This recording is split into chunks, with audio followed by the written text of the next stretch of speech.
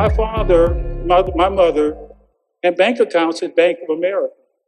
One day I could tell my father was bothered by something. And he said, well, the bank won't finance you. The bank won't finance you. I used to take care of their business. I knew that they had at least $10,000 in the bank. Bank of America won't finance $30,000, but it was just bank policy. A bunch of Columbos and Archie Bunkers. Basically, that's what was here when I grew up. Yet they had respect for one another, and they learned from one another, and they got things done. Had a teen program. If you asked me what we did, I couldn't tell you, but I just knew that it was fun. Sharing ideas and developing life. Are you ready? Come to the table. Because when you walk into a room and you see someone who looks like you, it makes a huge difference, especially when you aren't used to walking into a room and seeing anybody that looks like you. It's like the eyes get really big, like, wait, you're the doctor? Yes. I've had people even leave my office and think that they didn't even see the doctor. I'm like, no, it was really me. I was your doctor that day.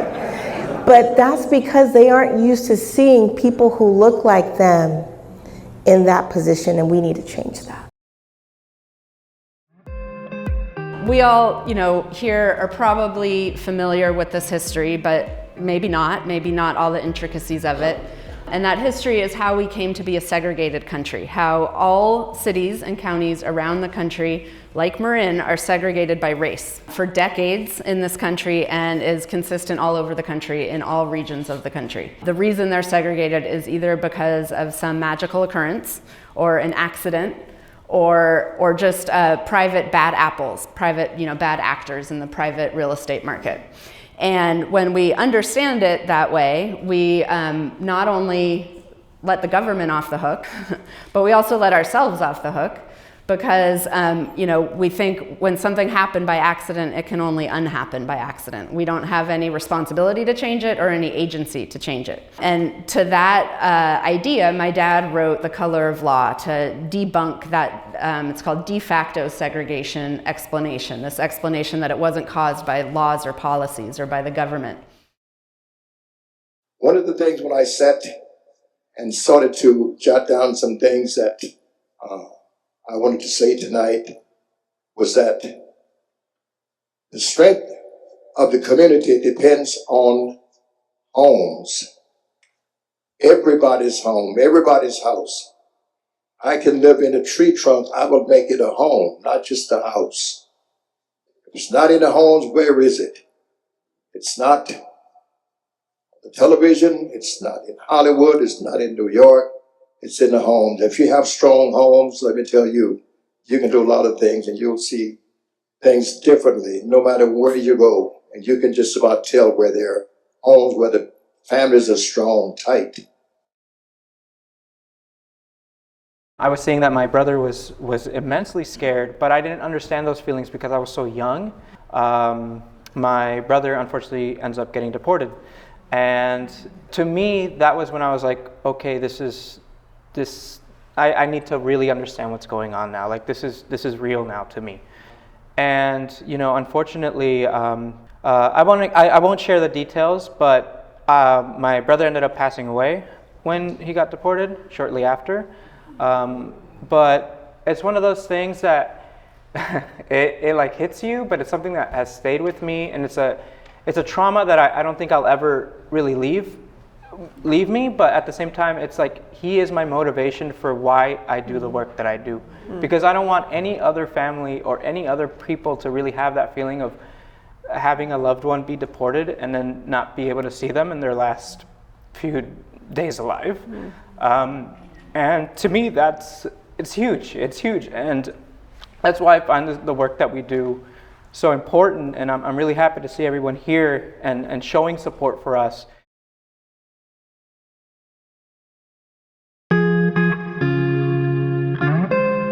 Many places that especially experience a lot of discrimination or oppression historically and even currently aren't always as supportive of one another. They see someone who goes out and leaves the community to go get education or move somewhere else is like they're leaving the community.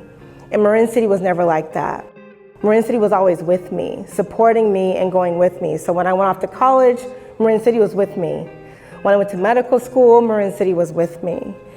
When I went to residency, fellowship, Marin City is with me, which leads into what I actually do. So I'm a pediatric nephrologist. So the first part's easy. I'm a pediatrician at heart. But I'm a subspecialist within pediatrics. I take care of kids who only have kidney problems. That's the nephrology part. Marin City is home.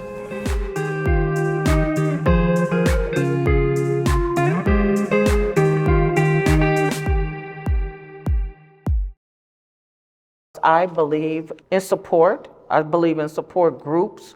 I believe in each one helping one another.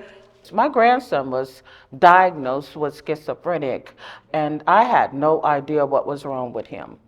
So I started advocating for him, taking him to a psychiatrist. She was like, I never worked with a black kid before. I don't know what to do. I said, ma'am, I'm just going to be in that room with you, though. We're going to figure this out together.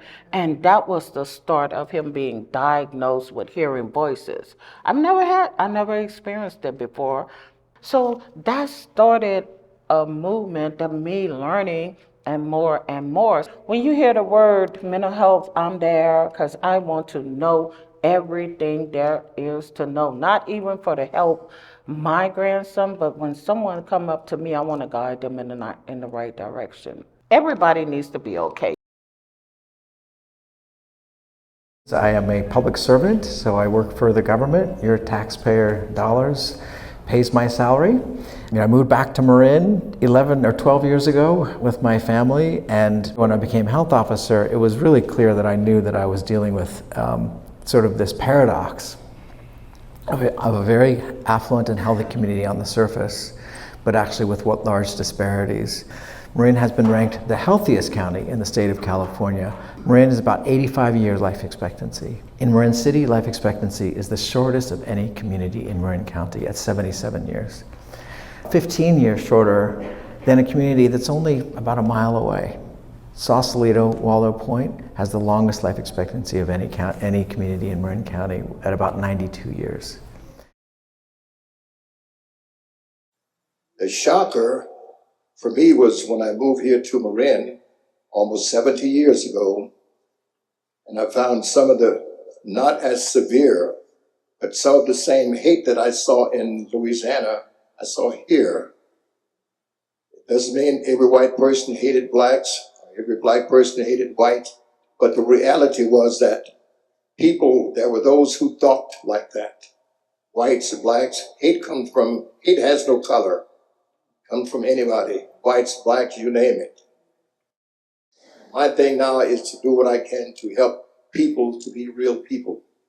Not phonies, real people, loving, respecting each other. That changes a lot of things. That'll change the most hated person on this planet. You can do a lot of things in life. Love isn't one of them.